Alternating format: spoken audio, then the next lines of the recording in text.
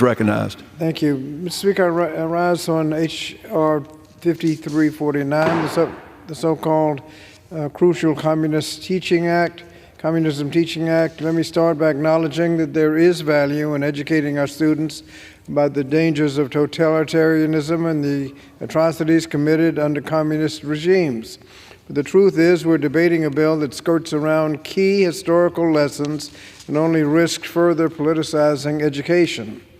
Rather than bringing forward substantive legislation to address challenges that our children face in the classroom, Republicans want us to focus on this narrowly tailored bill that leaves out important issues that we should be discussing about communism.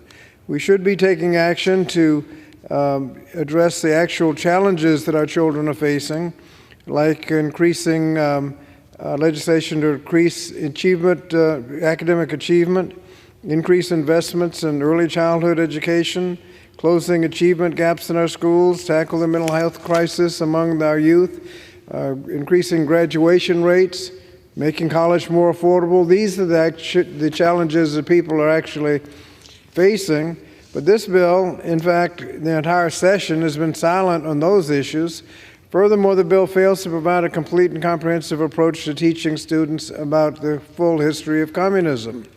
If we truly want to educate students about the dangers of extremism, we should be teaching them about all forms, not just communism, but how about fascism and other ideologies which have sought to strip people of their rights and freedoms.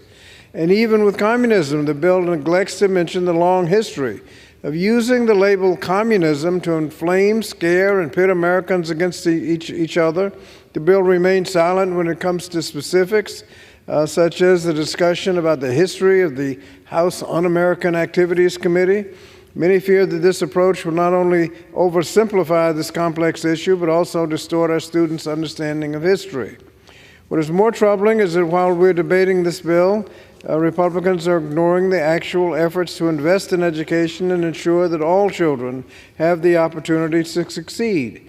We should be passing legislation that prioritizes their future, not creating distractions on divisive partisan messaging.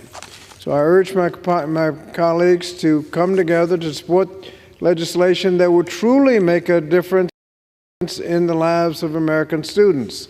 This legislation only directs an organization to create a limited curriculum on communism that public schools can adopt or not at the discretion of the local school system.